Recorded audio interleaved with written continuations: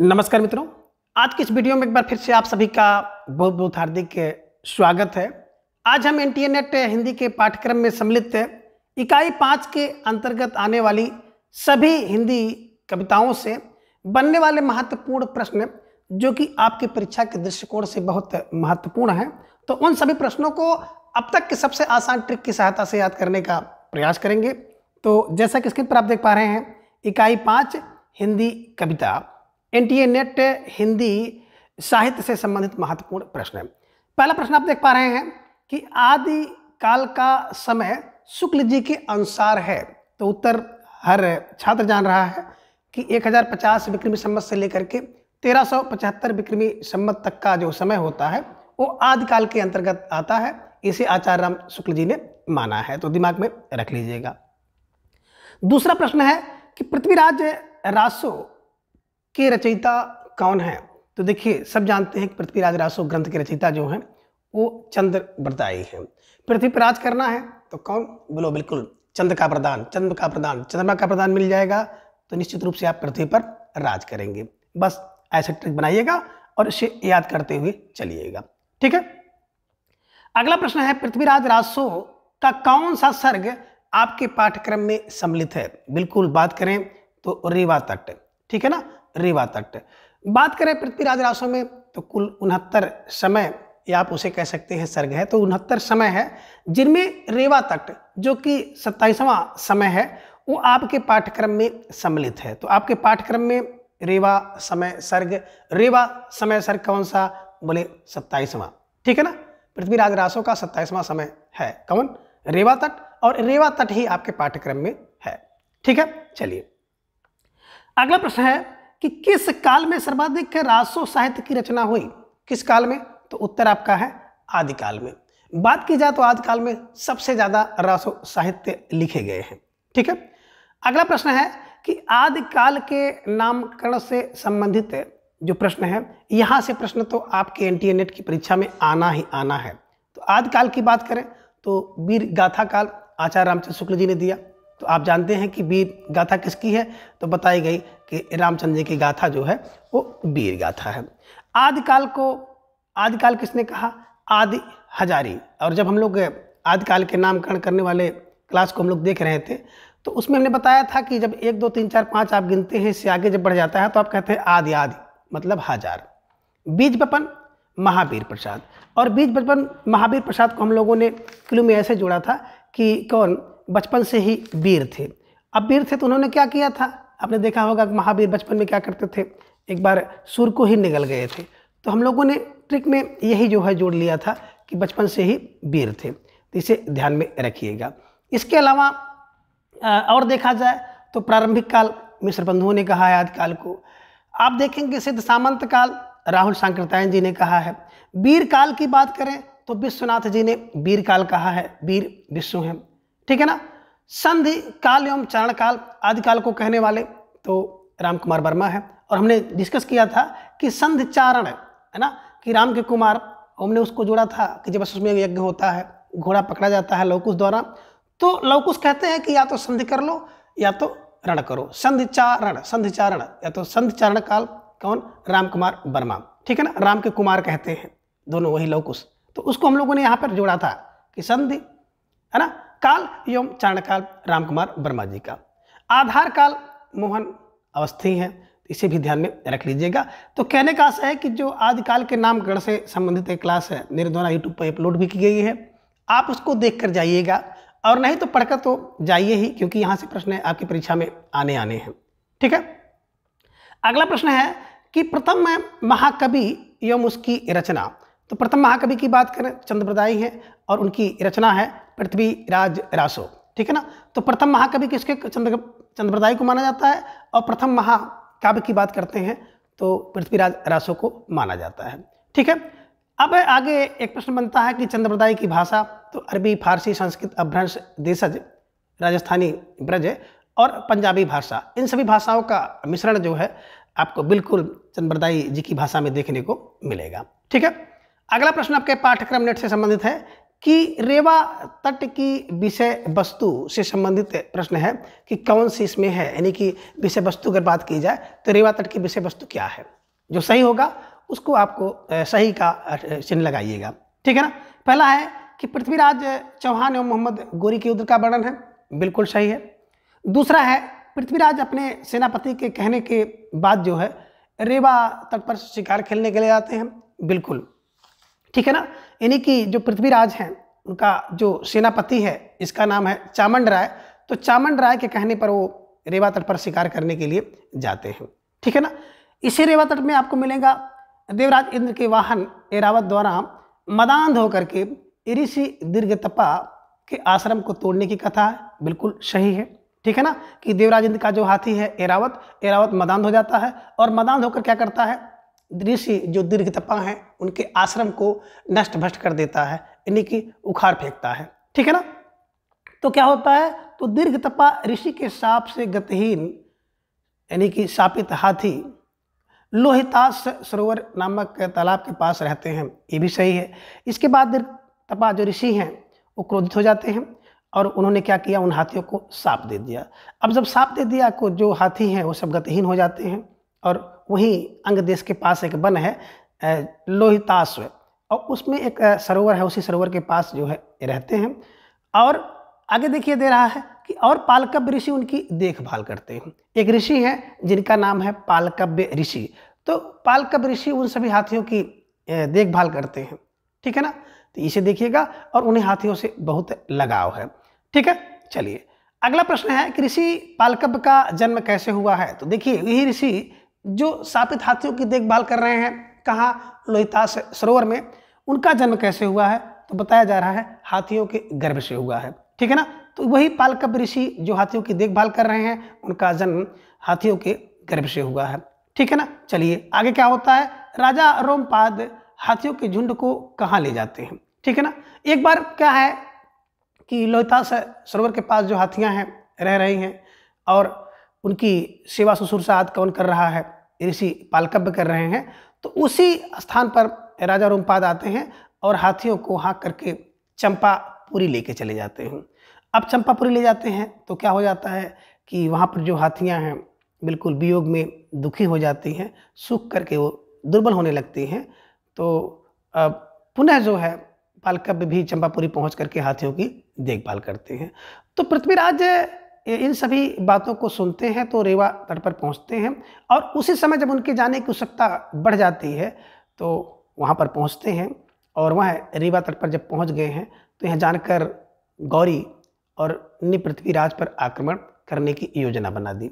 कौन गौरी, वही मोहम्मद गौरी, ठीक है ना। तो मोहम्मद गौरी और पृथ्वीराज के युद्ध का वर्णन इसमें आपको देखने को मिलता है। और देखिए अगला प्रश्न है कि अंत में गौरी का क्या होगा या क्या होता है। तो देखिए अमीरों द्वारा विनती करने पर संधि द्वारा गौरी को छोड़ दिया जाता है, यानी कि पृथ्वीराज चौहान और मोहम्मद गौरी के बीच भयानक युद्ध होता है। युद्ध में जो है जो गौरी हैं वो पराजित होते हैं, बंदी बनाकर उसे लाया जाता है, लेकिन अमीरों द्वारा अनेक प्रकार से विनती करनी पड़ती है और दंड स्वरूप जो है गौरी को चौहान जी के लिए 1000 हाथी घोड़े माणिक्य आदि देना पड़ता है और फिर इस प्रकार से अंत में संधि करके उसको जो है छोड़ दिया जाता है, ठीक है ना। तो ये सब आपने पढ़ा होगा, ठीक है। और यहाँ पर तो आप इसको विहंगम दृश्य से देख लीजिए, लेकिन जब एनटीए नेट जून का पेपर होगा तो निश्चित रूप से उस पर हम लोग कार्य करेंगे और विस्तृत रूप से आपको एक एक टॉपिक की जो क्लासें हैं मेरे द्वारा आपको उपलब्ध कराई जाएगी, जिम्मेदारी के साथ उपलब्ध कराई जाएगी। बस आपको चैनल सब्सक्राइब कर लेना है और हमारे साथ जुड़ जाना है। कम से कम 50-60 छात्र तो ऐसे रहें जो बिल्कुल एक्टिव रहें, ताकि हमको भी प्रेरणा मिले और आपके लिए मैं भी कुछ अच्छा कर सकूं। चलिए आगे आप देख रहे हैं कि आदिकाल का जो श्रृंगारिक कवि कौन है। चलिए बड़ा अच्छा प्रश्न है। तो आदिकाल के श्रृंगारिक कवि की बात करते हैं तो विद्यापति आपको मिलेंगे। विद्यापति का जन्म 1350 ईस्वी से 1450 ईस्वी आप देख पा रहे हैं, बिल्कुल है ना। अगला है कि ये मिथिला के राजा जिनका नाम था शिव सिंह के दरबारी कवि थे, बिल्कुल सही है। मिथिला यानी कि जो पदावली, विद्यापति की पदावली किस भाषा में है, तो बिल्कुल मैथिली भाषा में लिखी गई है। और इनकी जो प्रसिद्धि का आधार यही क्या है, पदावली ही है। और पदावली में राधा और कृष्ण का खूब सुंदर वर्णन किया गया है। ठीक है ना। अब विद्यापति को अगर देखा जाए तो मोटा माटी लगभग 11 से 14 उपाधियां इनको प्राप्त हैं, जिनमें मैथिल कोकिल आप देख पाते हैं। अन्य उपाधियां भी जैसे मैथिल कोकिल हैं, अभिनव जयदेव की उपाधि है, इनको खिलन कवि कहा जाता है, इनको शेखर कवि कहा जाता है, कवियों का कंठहार, कवि कंठहार कहा जाता है, खेलन कवि हैं। तो ये सब चीज़ें आप देखेंगे कि विद्यापति को इतनी ढेर सारी उपाधियां मिली हैं। ठीक है, चलिए अगला प्रश्न है कि आध्यात्मिक रंग के चश्मे आजकल सस्ते हो गए हैं, एकदम बिल्कुल भरमार है, कोई भी मॉडल उठाएंगे तो उसमें जरूर ही मिल जाएगा, और कोई भी परीक्षा है तो ढेर सारी संभावना बनती है कि प्रश्न पूछा जाए। ठीक है ना। तो ये विद्यापति से संबंधित है, और किसने कही है, बिल्कुल आचार्य रामचंद्र शुक्ल जी ने कही है कि आध्यात्मिक रंग के चश्मे आजकल बहुत सस्ते हो गए हैं, जैसे इनको कुछ लोगों ने लगा करके, है ना। तो इस सारी बातों को दिमाग में रख लीजिएगा। और विद्यापति के पदों को नागिन की लहर निराला जी ने कही है, तो इसे भी दिमाग में रख लीजिएगा। ठीक है ना। तो ये सब प्रश्न जो है आपकी परीक्षा में पूछे जा सकते हैं, तो इनको देखते हुए आपको चलना है। ठीक है ना। अगला प्रश्न है कि आदि काल के अंतिम चरण में प्रसिद्ध कवि कौन थे। तो बिल्कुल आपका सही जवाब स्क्रीन पर दिख रहा है, अमीर खुसरो। आदिकाल के अंतिम चरण में सबसे प्रसिद्ध कवि जो हुए हैं वो अमीर खुसरो हैं, तो इन्हें भी दिमाग में रख लीजिएगा। अमीर खुसरो जी की बात करें तो अमीर खुसरो जी का जन्म आप लोग जान रहे हैं 1253 ईस्वी में, मृत्यु 1325 ईस्वी में हुई थी, और इनका वास्तविक नाम था अबुल हसन। इसे भी दिमाग में रख लीजिएगा कि अबुल हसन इनका वास्तविक नाम था। ठीक है ना। चलिए अमीर खुसरो खड़ी बोली के आदि कवि, यानी कि खड़ी बोली का पहला कवि अगर देखा जाए तो मोटा माटी आप अमीर खुसरो को ही मानेंगे। ठीक है। चलिए अगला प्रश्न आप देख पा रहे हैं, वही प्रश्न है अमीर खुसरो का जन्म 1253 ईस्वी में, और मृत्यु की बात करते हैं तो 1325 ईस्वी में। ठीक है ना। यहाँ से प्रश्न कई बार बना हुआ है कि इनका जन्म स्थान और इनके जन्म समय से। ठीक है ना। तो पटियाली का एटा में। ठीक है, ध्यान में रख लीजिएगा। ठीक है ना। अमीर व्यक्ति कहाँ है, बिल्कुल अमीर व्यक्ति पटियाली होता है, और कहाँ पर एटा में एटा के जो पटियाली हैं बड़े अमीर होते हैं, अमीर। और अमीर व्यक्ति जो रहेगा वो खुश रहेगा, तो अमीर खुसरो। ठीक है ना, अबुल हसन। ठीक है। चलिए अगला प्रश्न है, बात करें अमीर खुसरो से, तो अमीर खुसरो से कुछ पंक्तियां भी हैं, और कभी उनकी पंक्तियों वाली क्लास मैंने यूट्यूब पर लोड कर दिया है, तो उसको जरूर देख लीजिएगा, क्योंकि पंक्तियों से संबंधित एनटीए नेट की परीक्षा में 2-4 प्रश्न पूछे जाते हैं, तो उसे बिल्कुल उस वीडियो को जरूर देखिएगा। ठीक है ना। जिनमें एक पंक्ति आप देखते हैं, एक थाल मोती से भरा है तो सबके सिर पर अवधा धरा, ये पंक्ति आपको देखने को मिलती है। एक नार ने अचरज कीना, है ना, सांप मार पिंजरे में कीना, एक नार 2 को ले बैठी, ये भी प्रकृति इसकी है। ठीक है ना। अर्थ जो इसका बुझेगा, मुंह देखो तो सूझेगा, दर्पण के बारे में इन्होंने पहली कही है। ठीक है ना। तो इसको देखकर आप लोग जाइएगा और निश्चित रूप से आपको लाभ मिलेगा। ठीक है। चलिए आगे आप देख पा रहे हैं कि कबीरदास जी का, है ना, और कबीरदास आपके पाठ्यक्रम में लगे हुए हैं, तो कबीरदास से संबंधित इनके जन्म की बात करें 1398 ईस्वी में, मृत्यु 1518। बीजक इनकी रचना है, जिनमें साखी शब्द रमैनी। ठीक है ना। बीजक में साखी की बात करें, साखी दोहा में है, शब्द पद में लिखा गया, और रमैनी की बात करें दोहा चौपाई में लिखा गया है। ठीक है ना। अगला प्रश्न है कि पंचमेल खिचड़ी, इनकी भाषा की बात करें तो पंचमेल खिचड़ी, है ना, इनकी भाषा को पंचमेल खिचड़ी किसने कहा, श्याम सुंदर दास ने। देखिए भाई, अगर पंचमेल खिचड़ी होगी, खिचड़ी हो, पंचमेल हो, कई प्रकार की खिचड़ी उसमें हो, तो बिल्कुल सुंदर होगी। तो पंचमेल खिचड़ी सुंदर पार श्याम सुंदर दास। ठीक है ना। सदुकड़ी रामचंद्र शुक्ल। देखिए भाई, सदुकड़ी भाषा कौन, जो राम का भक्त होगा, बिल्कुल वही सदुकड़ी भाषा बोल सकता है। तो साधु लोग राम की भाषा बोलेंगे, और राम की भाषा कौन बोलता है, बोले सदुकड़ी। ठीक है ना। आगे है डिक्टेटर। डिक्टेटर का मतलब होता है तानाशाह, है ना। अब ये जो डिक्टेटर होगा वो 1000 बात बोलेगा, है ना। आप कोई गलती कर देंगे, तानाशाह व्यक्ति है, तो आपको 1000 बार बोलेगा, 1000 बातें सुनाएगा। तो बस डिक्टेटर 1000 बार। हजारी प्रसाद द्विवेदी जी ने कबीरदास की जो भाषा को वाणी का डिक्टेटर कहा है, इसे ध्यान में रख लीजिएगा। और कबीरदास से संबंधित कुछ पंक्तियां हैं, उसको जरूर पढ़ के जाइएगा। हमन है ही इसके हमन को होशियारी का, एक बार एनटीए नेट की परीक्षा में पूछा गया था, इसे भी ध्यान में रख लीजिएगा। कबीर पर ढेर सारे अत्याचार किए गए थे, है ना, तो इसको कबीर परिचयी अनंतादास द्वारा लिखा गया, उसमें है। तो कबीर से संबंधित ढेर सारे प्रश्न बनते हैं, उसको भी देख करके आप जाइएगा, क्योंकि जो आपके पाठ्यक्रम में है और वहाँ से प्रश्न हर बार पूछा जाता है। ठीक है ना। समय अभाव है तो हम लोग थोड़ा सा सरसरी तौर पर इन सभी कवियों को, उनसे संबंधित जो प्रश्न बनेंगे उसको हम लोग देखते हुए चल रहे हैं। ठीक, अब अगला प्रश्न है कि सूरदास का जन्म कब हुआ। बात करें सूरदास के जन्म की तो सूरदास जी का जन्म 1478 ईस्वी में, मृत्यु 1583 ईस्वी में हुई। पिता का नाम रामदास सारस्वत, इसे देखते रहिएगा। और बात करें भक्ति की तो दास भाव की भक्ति है और इनकी रचनाएं सूरसागर, सूर सरावली और साहित्य लहरी है। बात करें भाषा की तो ब्रजभाषा इनकी है। और अगर देखा जाए तो भक्ति काल के जो सगुण धारा के कवि आते हैं और सगुण धारा के अंतर्गत जो आप देख पा रहे हैं किसरासराई शाखा के कवि हैं।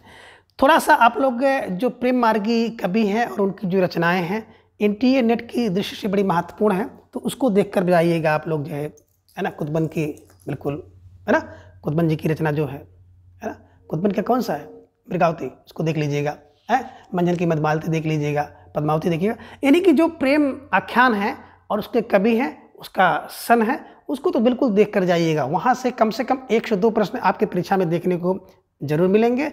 और अगर कहीं ना देख पाओ तो बिल्कुल चैनल पर चले जाइएगा, वहाँ पर सारी की सारी वीडियो आपको पड़ी हुई है, आसानी से देख लीजिएगा। ठीक है, चलिए बात करें सूरदास के विषय में तो आपने देखा कि सूरसागर, सूर सरावली, साहित्य लहरी इनकी रचना है, ब्रजभाषा है। दृष्टकूट पद में इन्होंने लिखा है कौन सी रचना, साहित्य लहरी, दृष्टकूट, दृष्टकूट है ना, तो दृष्टकूट पदों में, इसे ध्यान में रखिएगा। एक बार परीक्षा में पूछा गया था, है ना, कि निम्नलिखित में से कौन सी रचना दृष्टकूट पद में लिखी गई है, तो साहित्य लहरी है, सूरदास जी की है। ठीक है ना। अब सागर की बात करें तो सबसे जो वैदव्यपूर्ण एवं मर्मस्पर्शी प्रसंग है कौन, सूर सागर, इसे भी ध्यान में रखते हुए चलना है। गोपियों के विषय में कौन सी विशेषता सही है, तो पहली बात है कि गोपियों की वचन वक्रता बिल्कुल सही है। दूसरा है मणिकांचन संयोग, बिल्कुल मणिकांचन संयोग सूरदास ने किया है। और तीसरा है भ्रमर का अर्थ होता है भौरे द्वारा गाया गया गीत, भौरे का गीत। ठीक है ना। और अगली विशेषता है कि यह एक उपालंब है, बिल्कुल सही है कि एक उपालंब है।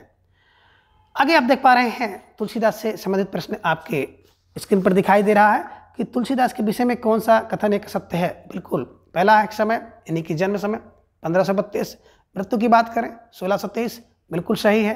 पिता आत्माराम, बिल्कुल सही। माता हुलसी, बिल्कुल सही है। और इनके जीवन परिचय के बारे में आप जानते हैं कि जब ये पैदा हुए थे तो पैदा होते समय ही इनके मुंह से राम राम निकला था, तो इनका नाम राम बोला रख दिया गया था और इनको बिल्कुल त्याग दिया गया था। तो ये सब बातें आप जान रहे हैं। ठीक है ना। गुरु जी की बात करें तो गुरु नरिहरदास हैं और शेष सनातन है जिनसे इनको ज्ञान की प्राप्ति होती है। पत्नी की बात करें तो इनकी पत्नी रत्नावली है, रत्नावली की प्रेरणा से ही इन्होंने, है ना, बिल्कुल राम की भक्ति की है, इसे भी आप लोग जानते हैं। रामचरितमानस बिल्कुल अवधी भाषा में लिखा गया है, 2 वर्ष 7 माह और 26 दिन में लिखा गया है। रामचरितमानस में कुल 7 कांड हैं और 7 कांड के क्रम से संबंधित प्रश्न एनटीए नेट की परीक्षा में कई बार पूछे गए हैं, तो इसे भी दिमाग में रखना है कि बाल अयोध्या, बिल्कुल बाल अयोध्या, और अरण्य किष्किंधा, है ना, इसके बाद सुंदर लंका उत्तर कांड, सुंदर लंका उत्तर कांड। देखिए बाल किसी का होगा, बाल अयोध्या में बीतेगा। ठीक है ना। जंगल के समय जब अरण्य में थे तो किष्किंधा में बीता, और सुंदर बिल्कुल लंका, बिल्कुल सुंदर समय लंका में बीता, और उसके बाद उत्तर कांड है। तो इन सब चीज़ों को आप देखते हुए चलिएगा क्योंकि यहाँ से प्रश्न बनने की संभावना होती है। ठीक है ना। और अगर बात की जाए तो खास तौर से इसे भी देखना है कि जो तुलसीदास जी की 12 रचनाएं हैं, 12 रचनाओं आपको दिमाग में बैठनी चाहिए। यहाँ से प्रश्न पूछा जाता है। और उसमें भी बात करें तो जितनी कवितावली है ना, तो वली, कितावली, कवितावली, वो सब ब्रज भाषा में है।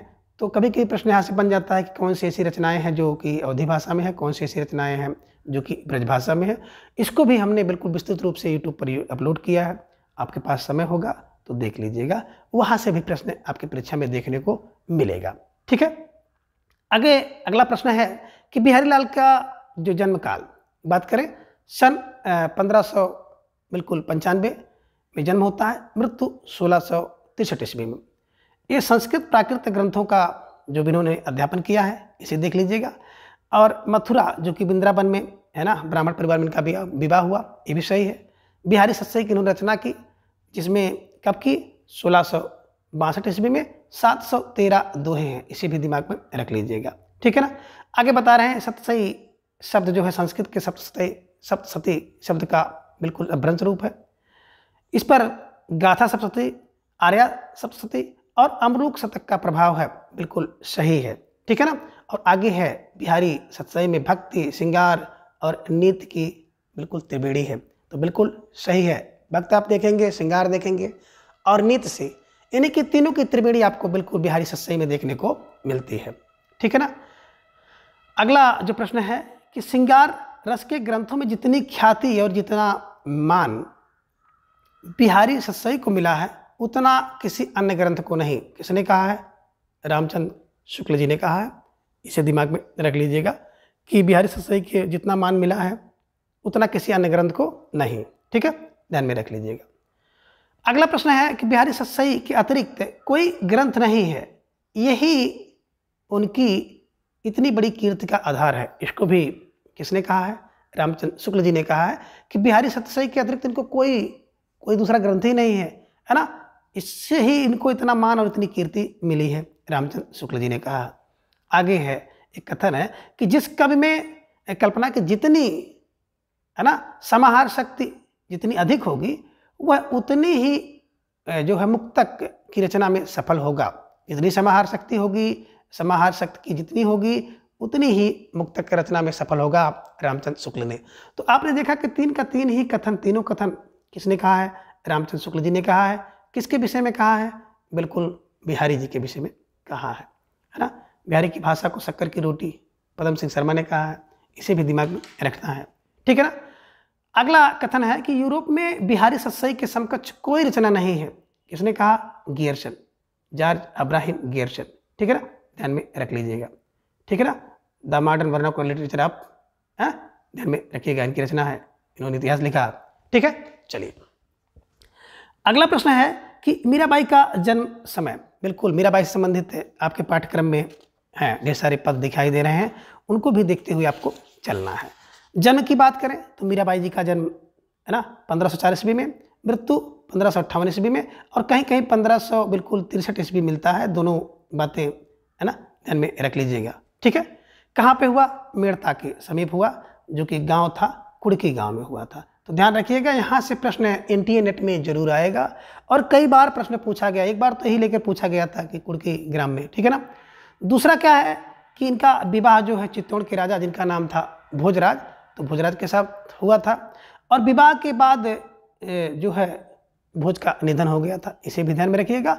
और अंतिम समय कहाँ? रणछोड़ मंदिर में है ना भजन करती हुई बताते हैं कि रणछोड़ की जो मूर्ति थी उसी मूर्ति में विलीन हो गई थी। ऐसी बातें देखने को सुनने को मिलती हैं। ठीक है ना। तो इसे दिमाग में रख लीजिएगा। ठीक है। आगे आप देखेंगे कि मीराबाई जी की जो रचनाएं हैं उनसे संबंधित प्रश्न पूछा जाता है, तो उसे ध्यान में रखिएगा। गीत गोविंद का टीका, बिल्कुल गीत गोविंद का टीका मीराबाई जी करती है। नरसिंह जी का मारा, मीराबाई। मलार राग, मीराबाई, मीराबाई का मलार राग। राग के सोरठा, मीराबाई। राग गोविंद, मीराबाई। और सत्य जो भानु रूसणाम बिल्कुल मीराबाई के हैं और मीरा की गर्भी बिल्कुल मीरा ही रहेंगी। और रुक्मणी परिणय मीराबाई। नरसिंह मेहता की हुंडी किसकी बोले? मीराबाई ने लिखा है। और एक रचना इनकी है चरित मीराबाई। अब आगे है अस्फुट है ना मीराबाई का अस्फुट। और केवल अगर बात करें प्रमाणिक की तो अस्फुट के पद ही केवल प्रमाणित हैं कि मीराबाई द्वारा लिखे गए हैं। बाकी अन्य किसी भी जो रचना की प्रमाणिकता जो है सिद्ध नहीं होती है, कहीं ऐसा नहीं मिलता है। ठीक है। चलिए अगला प्रश्न है कि मीरा की भक्ति किस भाव की है। बिल्कुल एकदम बड़ा महत्वपूर्ण प्रश्न है, ये एनटीए नेट में आया है। ठीक है ना। तो भक्ति की बात करें तो आप सीधा लगाइएगा माधुर्य भाव की भक्ति है। ठीक है ना। तो मीरा की जो भक्ति है माधुर्य भाव की है। और अगर माधुर्य भाव ना हो तो दैन्य भाव भी आप लिख सकते हैं। तो माधुर्य एवं दैन्य भाव की भक्ति। ठीक है ना। भाषा की बात करेंगे तो राजस्थानी मिश्रित ब्रजभाषा मीरा की भाषा है। गुजराती खड़ी बोली का मिश्रण आप देख सकते हैं। और वियोग एवं श्रृंगार रस की प्रधानता आपको दिखाई देगी, लेकिन अंत में शांत रस की व्यंजना आपको देखने को मिलती है। तो इसे भी ध्यान में रख लीजिएगा। और मीराबाई से संबंधित ढेर सारी पंक्तियां हैं, उन पंक्तियों को भी आप देखकर जाइएगा, वहाँ से प्रश्न बनते हैं। ठीक है। चलिए अगला प्रश्न है अयोध्या सिंह उपाध्याय हरिओत जी का जन्म समय। बिल्कुल आप देख रहे हैं कि जन्म 1865 ईस्वी में, मृत्यु 1947 में, जन्म स्थान आजमगढ़। आजमगढ़ का जो निजामाबाद है उसी निजामाबाद में इनका जन्म हुआ था। बात करें भाषा की तो ब्रज भाषा और खड़ी बोली। तो खड़ी बोली का इन्होंने पहला काव्य लिखा था प्रिय प्रवास, ठीक है ना, इसे भी दिमाग में रखिएगा, ठीक है। हरिओत जी की रचना की बात करें तो उनकी रचनाएं आप देख रहे हैं मोटी मोटी। प्रिय प्रवास 1914 में, दूसरा है परिजात 1937 में, और तीसरी रचना है वैदेही वनवास 1941 में। अब देखिए कैसे दिमाग में रखेंगे कि ये चीज़ें आपके दिमाग में हमेशा के लिए बैठ जाए।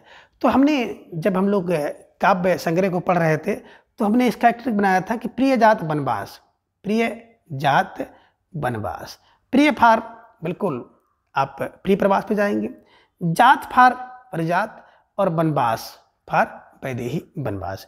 अब देखिए जो व्यक्ति प्रिय होगा, है ना, वो एक साथ रहता है। तो 1914 में लिखा गया है प्रिय जा रहा है, प्रिय जा रहा है 14 वर्ष के लिए, कहाँ वनवास एक साथ। तो जो आपका प्रिय व्यक्ति होगा वो आपके साथ रहेगा एक साथ, मतलब 17 सर्ग हैं। दूसरा है जात, जा रहे हैं, है ना, तो जा रहे हैं यानी कि परिजात, तीनों एक साथ, तीनों एक साथ 37 में लिखी गई है।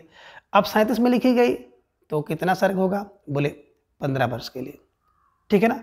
और अंतिम है वैदेही वनवास। अब वैदेही वनवास देखिए, वैदेही माने सीता जी का वनवास है ना, राम जी द्वारा उनका जब त्याग होता है तो 41 वर्ष की उम्र उनकी होती है। 41 मतलब 1941 में लिखा गया।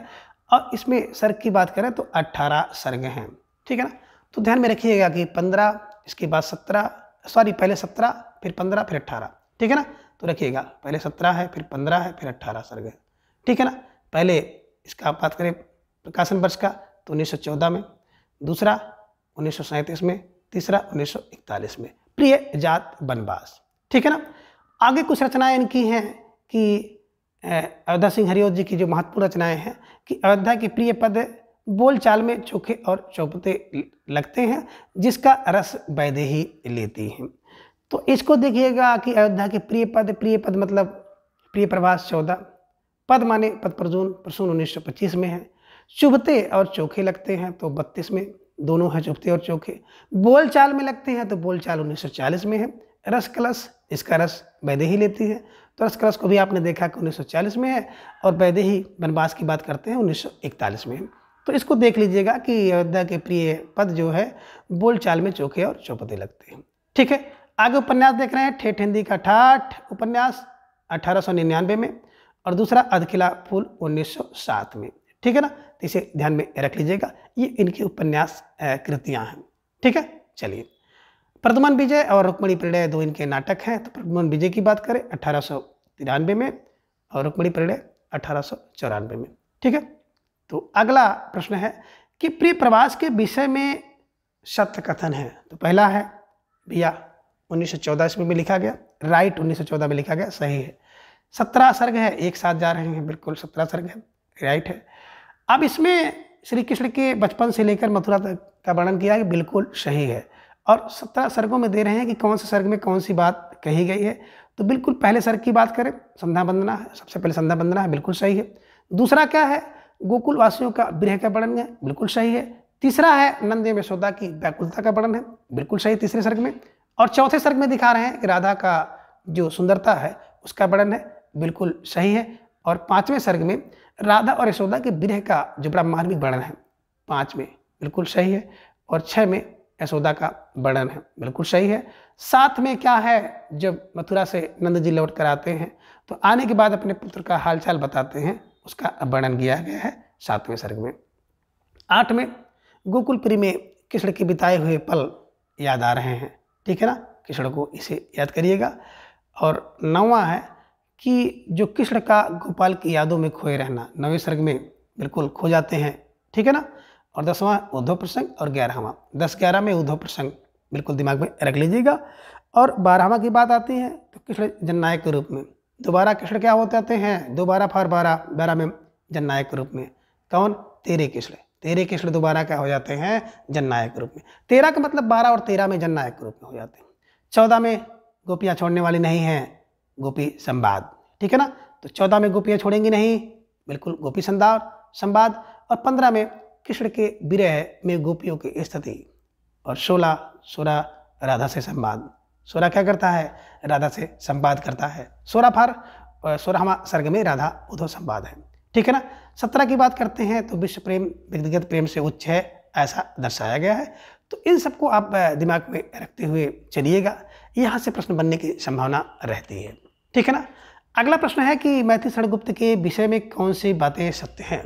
बिल्कुल, जन्म की बात करें 1886 में, मृत्यु 1964 में, बिल्कुल साफ साफ है, ठीक है ना।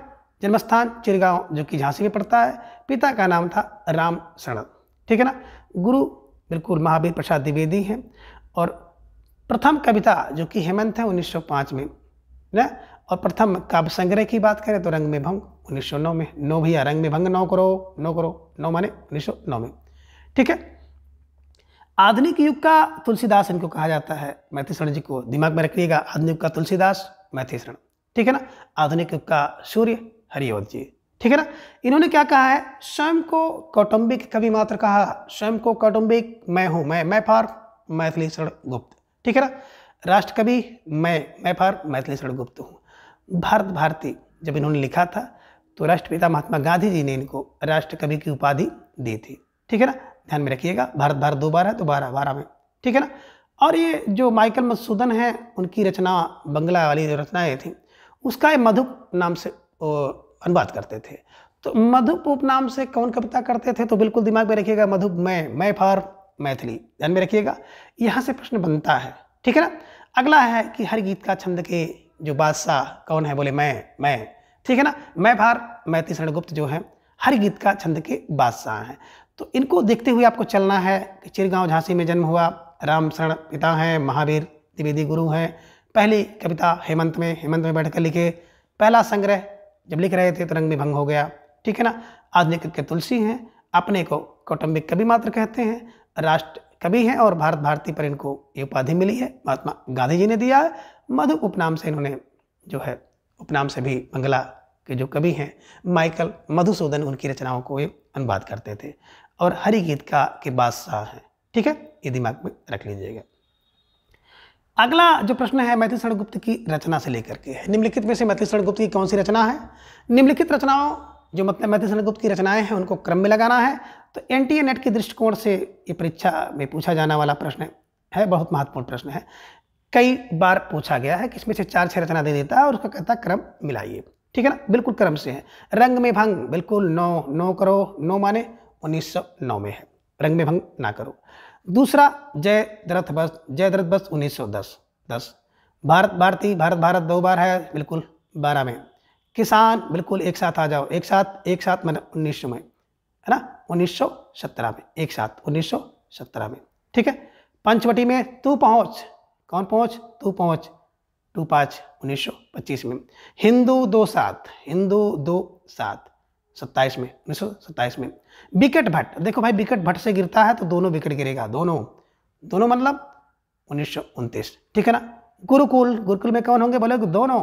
गुरुकुल में कौन होंगे? दोनों होंगे, दोनों माने गुरु और शिष्य दोनों होंगे। अब झंकार माने आवाज़ आएगी तो दोनों से आएगी, दोनों जो घुघरू हैं, दोनों जो पायल हैं, उनसे झंकार आएगी, दोनों से आएगी, ठीक है, दिमाग में रखिएगा। अब आगे है साकेत बिल्कुल 3 शब्द देख रहे हैं, यानी कि 3 वर्ण देख रहे हैं, तीनों वर्णों से मिलकर के एक शब्द बना है साकेत, बिल्कुल 31। और यशोधरा एक बढ़ा दीजिए, बिल्कुल अगर साकेत में 31 है तो बिल्कुल यशोधरा में 32, ठीक है ना। द्वापर पर सिद्ध हैं, बिल्कुल सिद्ध, द्वापर और सिद्ध बिल्कुल बात करें तो 1936 में, ठीक है ना। द्वापर में सिद्ध बोले कौन? 36 में सिद्ध हो गए, द्वापर में सिद्ध 1936, ध्यान में रखिएगा। और ये प्रश्न आपको परीक्षा में क्रम मिलाने के लिए देखा जा सकता है, ठीक है। चलिए आगे है जय भारत 52 बार 1952 में, ठीक है ना। विष्णु प्रिया 1957 में, इसे भी दिमाग में रख लीजिएगा, आसानी से याद हो जाएगा, ठीक है। तो इन सभी रचनाओं को आपको बिल्कुल देख के जाना है, एक बार और चाहिए तो देख लीजिएगा कि रंग में भंग ना करो 1909, जयद्रथ बस 10, है ना। भारत भारती दोबारा, किसान एक साथ आ जाओ 17, पंचवटी में तुम पहुँचो 25, हिंदू 2-7 27 में, विकेट भट्ट दोनों भट्ट गिर गया दोनों, गुरुकुल में दोनों रहते हैं। झंकार दोनों पायलों से होती है। साकेत है ना, 3 वर्ण से एक शब्द बना, बिल्कुल। यशोधरा 32 31 है तो 32 यशोधरा। द्वापर पर सिद्ध है, द्वापर में सिद्ध है 36 36। और बात करें जय भारत 52 बार हुआ और विष्णु प्रिया 57। ठीक है ना, तो इसे दिमाग में रखिएगा, यहाँ से प्रश्न आपकी परीक्षा में देखने को मिल सकते हैं।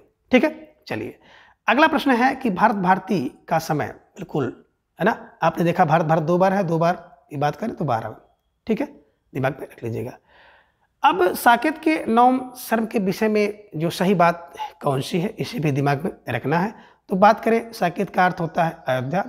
सन 1931 में इसका प्रकाशन हुआ। इसमें कवियों की उर्मिला विषयक उदासीनता शीर्षक से लिया गया है, इन्हें कुछ से प्रेरणा मिली है, ये भी सही है। विविध भावों एवं रसों से परिपूर्ण रचना है, बिल्कुल सही है। और साकेत में 12 में लिखा गया और 12 सर्ग है, बिल्कुल, दोबारा बार बार। ठीक है ना, दिमाग में रखिएगा, दोनों चीजें मिला लीजिएगा, 12 में लिखी गई, 12 सर्ग। ठीक है ना। और गुप्त जी ने इसका प्रकाशन जो 15 वर्ष में पूर्ण किया था, इसे भी ध्यान में रख लीजिएगा। और विरह से व्याकुल और बिहवल पागल उर्मिला का जो वर्णन इसमें आपको दिखाया गया है। ग्रीष्म शीत एवं बसंत ऋतु में जो कष्ट है, लक्ष्मण से मिलने की उत्सुकता है उर्मिला जी की, उन सभी चीज़ों का वर्णन आप इसमें देखेंगे, तो इसे देख लीजिएगा। ठीक है ना, समय भाव थोड़ा सा हमको दिख रहा है, इसलिए थोड़ा सा तेज अब चलेंगे। ठीक है, अगला प्रश्न है, निम्न कथन साकेत के विषय में किसने और क्या कहे हैं। तो देखिए, साकेत के विषय में कहा है कि जीवन काव्य नागेंद्र ने कहा। साकेत महाकाव्य है और इस महाकाव्य में स्थल स्तर पर कवि की प्रतिभा खूब चमकी है, और प्रतिभा खूब चमकेगी तो सुंदर लगेगी, दिमाग में रख लीजिएगा। ठीक है ना। अब जीवन देगा, जीवन तो भैया नागेंद्र दे सकते हैं, नागेंद्र, यानी कि साकेत जीवन काव्य नागेंद्र का। और प्रतिभा अगर खूब चमकेगी, जगह जगह पर स्थल स्तर पर चमकेगी तो सुंदर होगी, सुंदर भार श्याम सुंदर दास जी का है। ठीक है, अगला प्रश्न है कि प्रसाद के विषय में निम्नलिखित में से कौन सा कथन है जो कि सत्य है। तो बात करें, जन्म 1890, बिल्कुल सही है। मृत्यु 1936, बिल्कुल सही है। देवी प्रसाद इनके पिता थे, बिल्कुल सही है। मुन्नी देवी इनकी माता, ये भी सही है। झारखंडी बचपन का इनका नाम है, और कलाधर उपनाम से ना कविताएं वगैरह लिखते थे, तो दिमाग में रख लीजिएगा। मोटी मोटी बातें यहाँ से प्रश्न बन सकता है। रचना की बात करें तो रचना इनकी उर्वशी है, वन मिलन है, प्रेमराज है, अयोध्या का उद्धार, सुकुच्छ्वास, बब्रुवाहन, कानन कुसुम, प्रेम पथिक, महाराणा का महत्व, चित्रधार, झरना, आंसू, लहर और कामायनी, ये सभी रचनाएं आप देख रहे हैं। और बिल्कुल इन सभी रचनाओं से कई बार प्रश्न पूछे गए हैं। और अगर बात करें एनटीए नेट की दृष्टिकोण से, तो एनटीए नेट के दृष्टिकोण से इन सभी प्रश्नों को बिल्कुल आपको देखना चाहिए, क्योंकि कभी कभी यहाँ से क्रम मिलाने के लिए आपकी परीक्षा में प्रश्न दे देता है। तो देखिए भाई, सबसे पहले जब हम लोग पढ़ते थे तो हम लोगों ने इसको बिल्कुल कुल्लू की सहायता से पढ़ा था कि उर्वशी तुम वन में प्रेम से मिलने गई थी, तो कहती है नो नो नो, 3 बार नो नो, है ना। कहते हैं, प्रसाद कहते हैं कि उर्वशी तुम वन में प्रेम से मिलने गई थी, तो कहती है नो नो नो, 3 बार। यानी कि उर्वशी 1909, वन मिलन 1909 और प्रेमराज, तीनों 1909 में है। ठीक है ना। तो प्रसाद ने कहा उर्वशी तुम वन में प्रेम से मिलने गई थी, तो उसने उत्तर दिया नो नो नो, 3 बार, यानी कि तीनों 1909 में लिखी गई। फिर कहाँ गई थी, तो बताती है कि अयोध्या के शो देखने के लिए गई थी। अब अयोध्या का शो कौन वाला शो, कहती है 10 बजे वाला, 1910 में, है ना। अयोध्या उद्धार और शो को श्वास 1910 में लिखा गया है। तो अयोध्या का 10 वाला शो देखने गई थी। अब कह रहे हैं कि बब्रुवाहन, तुम्हारे वाहन पर, है ना, वाहन पर 11, है ना, कानन कुसुम तेरे हैं। अब 11 तुम्हारे वाहन पर, 11 कानन कुसुम तेरे हैं। 11 की बात करते हैं तो बब्रुवाहन 1911 में, तेरे हैं कानन कुसुम तेरे हैं 1913 में लिखा गया है। तो बताती है नहीं, एक प्रेम पथिक चोर का है। एक प्रेम पथिक चोर माने एक चोर, एक चोर, एक चार, 1914 में। जिसने क्या किया था, महाराणा का चुराया था। तो महाराणा का चुराया है तो महाराणा का महत्व 1914 में। ठीक है ना। इतना कहती है तो क्या हो जाता है, बिल्कुल चित्रधार एक ठे, है ना, धारा बहने लगती है एक ठे, एक ठे मैंने 18 में। किसके, झरना, बिल्कुल। अब क्या हो जाते हैं, झरना झरने लगते हैं, है ना, 8 झरना झरने लगते हैं। तो प्रसाद जी कहते हैं आंसू तो पोंछ, तू पोंछ, तो पोंछ, तो पोंछ, आंसू भैया तू पोंछ ले, आंसू पोंछ, तू पोंछ, तू पोंछ माने बिल्कुल 25, यानी कि 1925 में। अब लहर इसके बाद क्या करती है, जो मन में है वो लहर लेने लगती है। लहर लेती है, तिरछी तिरछी लेती है, एकदम 33, है ना, 33 मतलब तन मन धन से लहर लेने लगती है, ठीक है ना। और कामना करती है, क्या कामना करती है कि हे भगवान अब कोई 3-5 ना हो। 3-5 कामना, 3-5 ना हो मतलब 1935 में, तो इसे दिमाग में रख लीजिएगा और देख कर जाइएगा। यहाँ से प्रश्न तो बनना है, ठीक है ना। अब प्रसाद उर्वशी से पूछते हैं कि उर्वशी तुम वन में प्रेम से मिलने गई, तो 3 बार उसने कहा नो नो नो। फिर कहाँ गई थी, बोली अयोध्या का 10 बजे वाला शो देखने गई थी।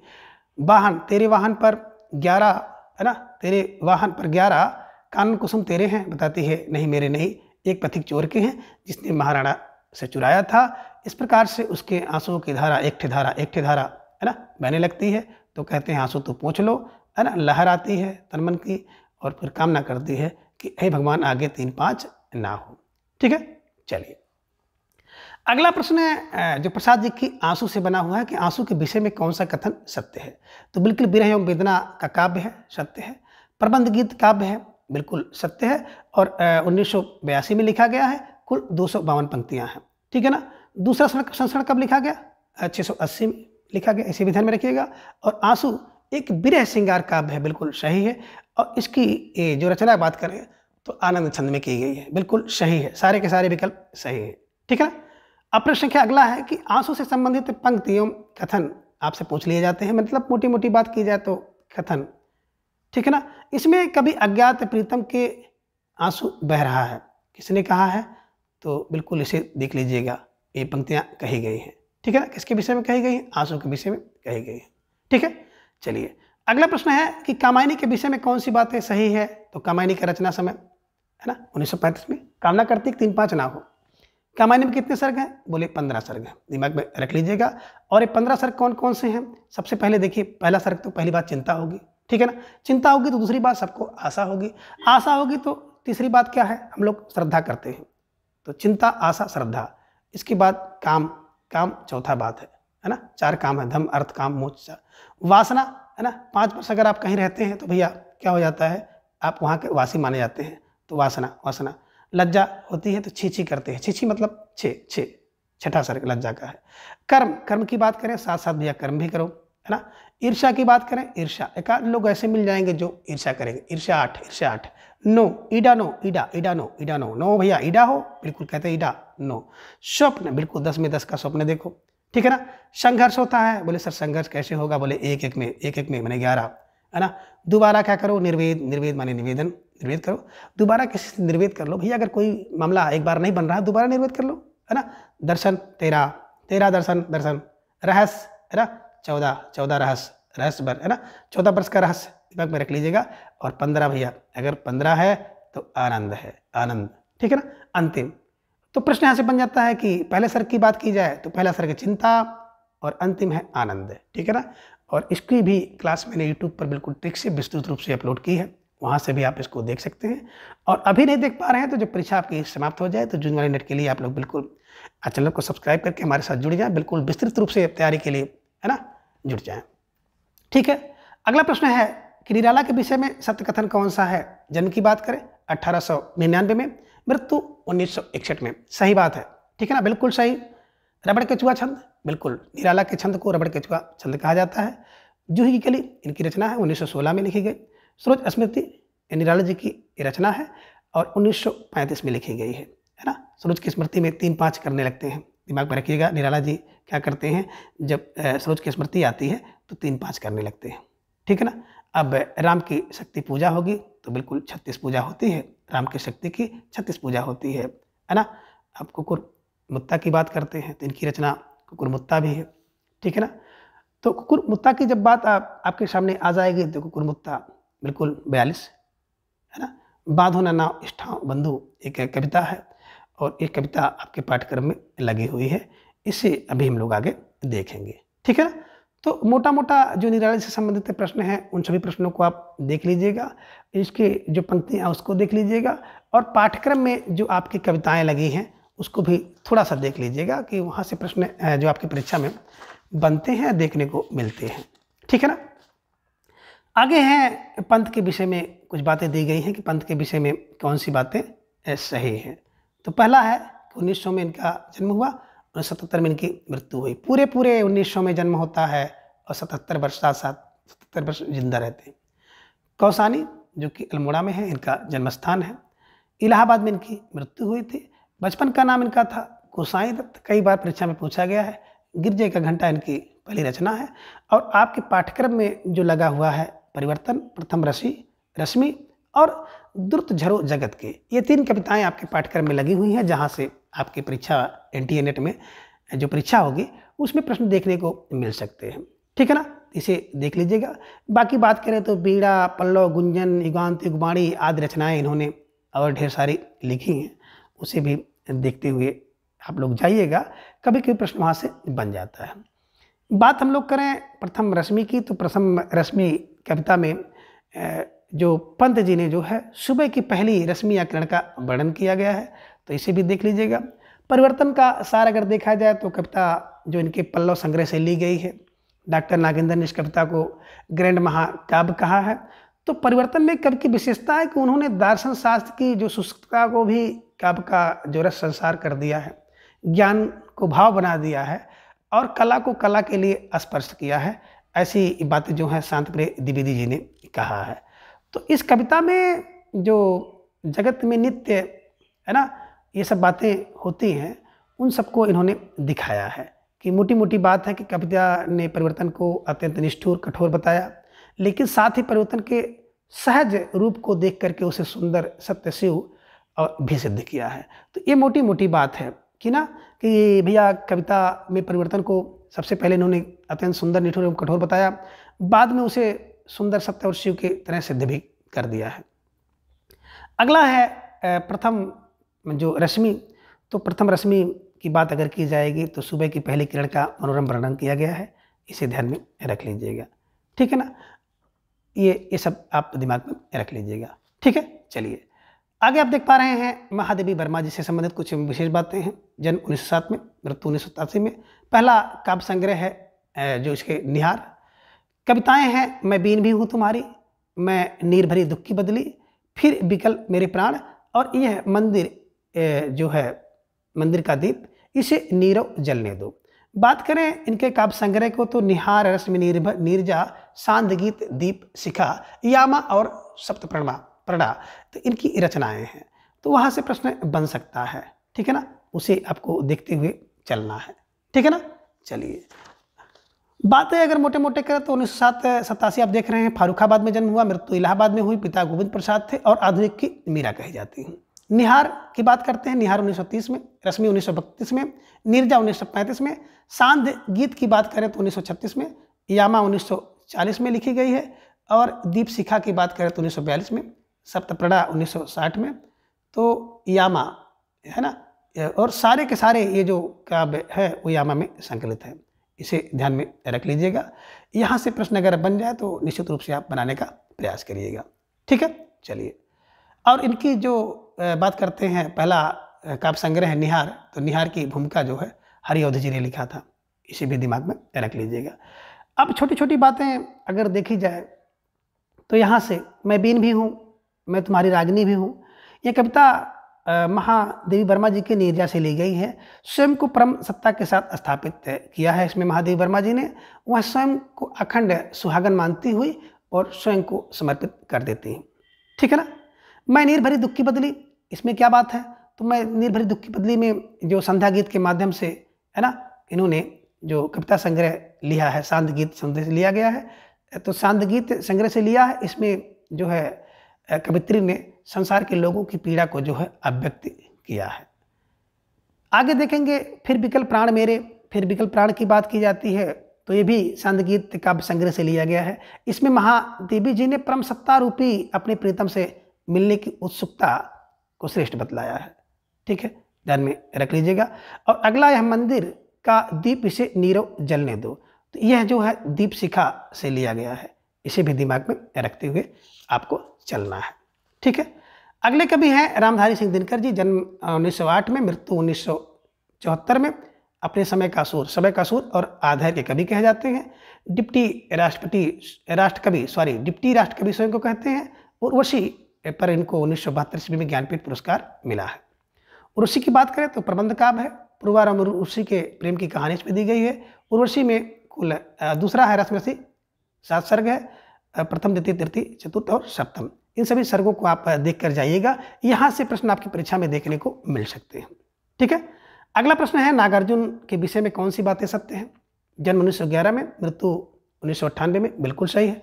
कालिदासन की रचना है। बादल को घिरते हुए देखा, दूसरी की रचना है। तीसरा अकाल और उसके बाद, बिल्कुल नागार्जुन की रचना है। खुरदुरे पैर नागार्जुन ने लिखा है। शासन की बंदूक और मनुष्य हूँ, ये सब कविताएं आपके एनटीए नेट के पाठ्यक्रम में लगी हुई हैं, इसे आप देखकर जाइएगा। ठीक है ना। कालिदास की बात करते हैं तो कालिदास में अगर देखा जाए तो महाकवि कालिदास के 3 प्रसिद्ध उच्च कोटि के जो काव्य हैं, कुमार संभव, रघुवंश और मेघदूत, उसको व्यंजित करते हुए इन्होंने लिखा है। ठीक है ना। बादल को घिरते हुए देखा तो जो चूंकि ये घुमक्कड़ थे, तो घुमक्कड़ स्वभाव के कारण जो है नागार्जुन जो है अपनी यात्राओं के दौरान बहुत बारीकी से इन्होंने इसका वर्णन किया है। तो बादल को घिरते हुए जब देखा तो उसका वर्णन किया था।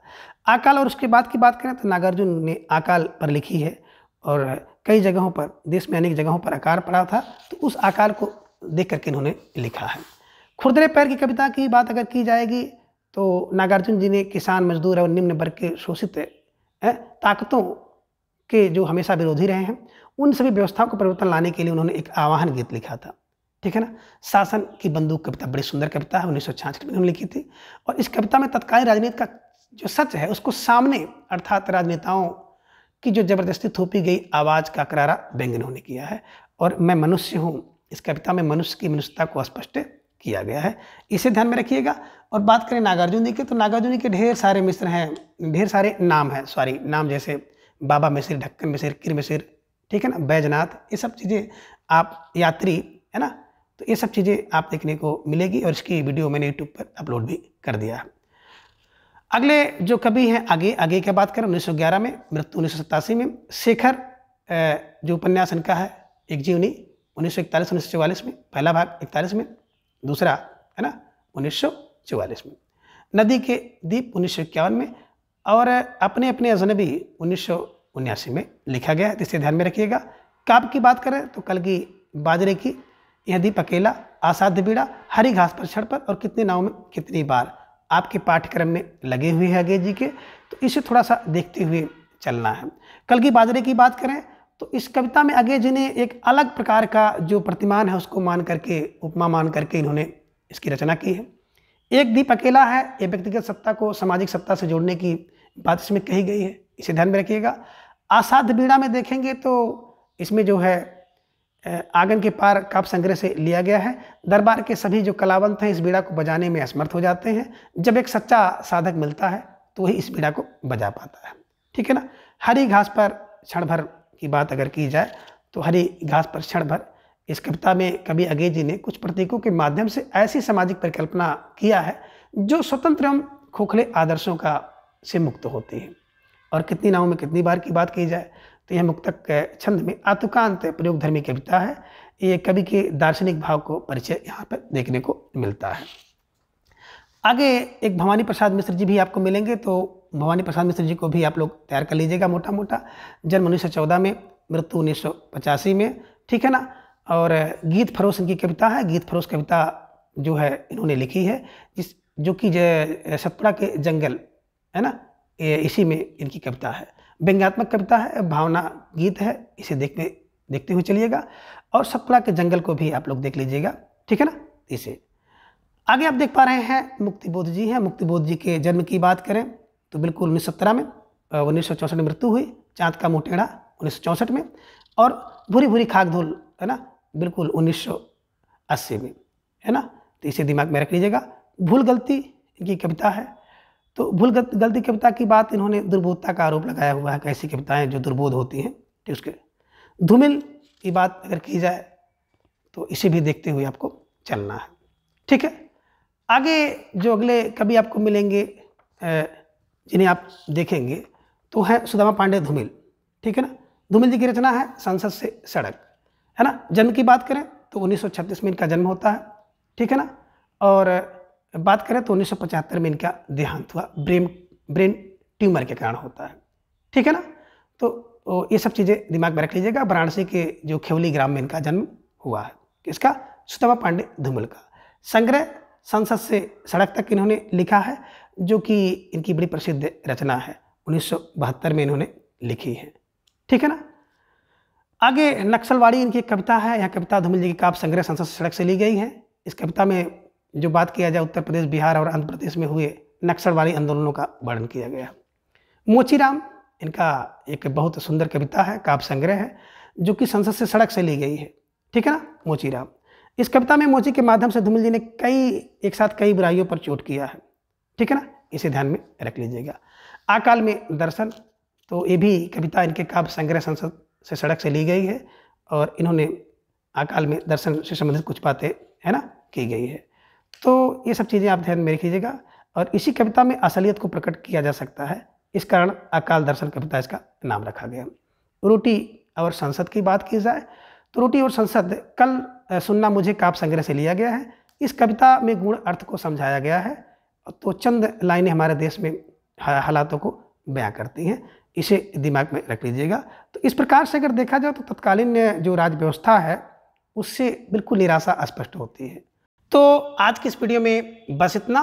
अगले वीडियो में फिर हम इसी तरह से किसी एक नए टॉपिक के साथ उपस्थित होंगे, जब तक कि आपका पेपर ना हो जाए।